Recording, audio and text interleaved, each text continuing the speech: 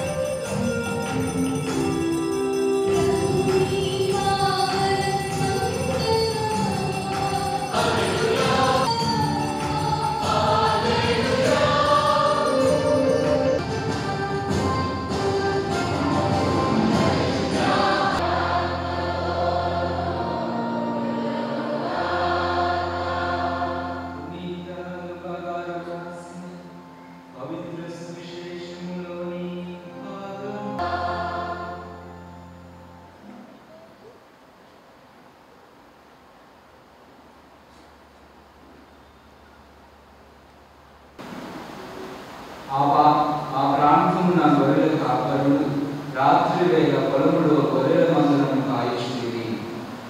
దేవుడు వారి ఎదుట ప్రత్యక్షమాయెను.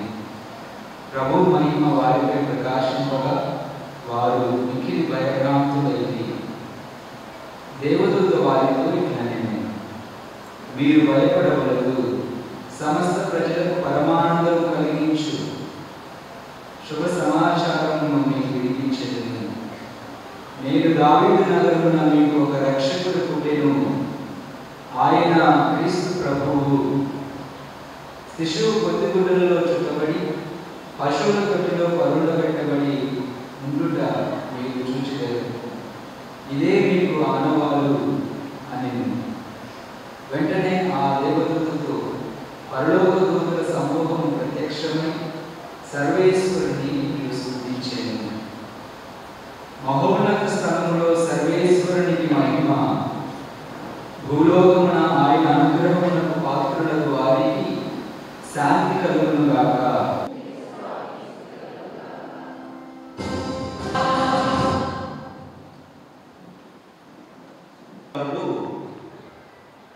ఎన్నిసార్లు చదివినా సామాన్య మానవుగా జన్మించిన ఆ శిశువును చేతులలోనికి తీసుకొని లాలించి సాహసించి ముద్దాడే అవకాశాన్ని దేవుడు నాకు కల్పించడం మరింత ఆశ్చర్యచకితులను చేస్తుంది. ఇంతటి చిన్న స్థాయికి దిగి వచ్చిన దేవుడు మనతో ఇలా అంటున్నాడు,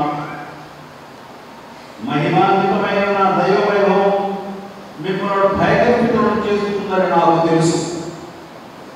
మీరు విట్లు కలిపే నా శాంతిని చూచి మీరు తత్తరపడుతున్నారని కూడా నాకు అర్థమవుతుంది. అందుచేత నేను శిశువు రూపంలో మీ వద్దకు వస్తున్నాను.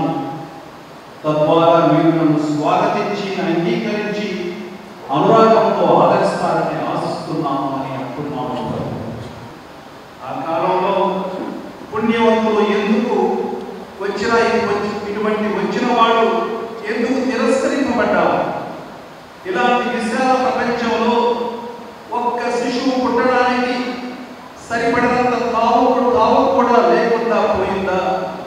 ఎందుకు జరిగింది? ఇదంతా వింతగా విదూరంగా ఉంది అనే ప్రశ్నలతో మన మనసంతా సతమతం అవుతుంది. ఆ రోజున జరిగిన విషయాన్ని పక్కన పెడితే మరి ఈ రోజున కూడా అదే జరుగుతుందా అనే ప్రశ్న కూడా మనలో జనిస్తుంది.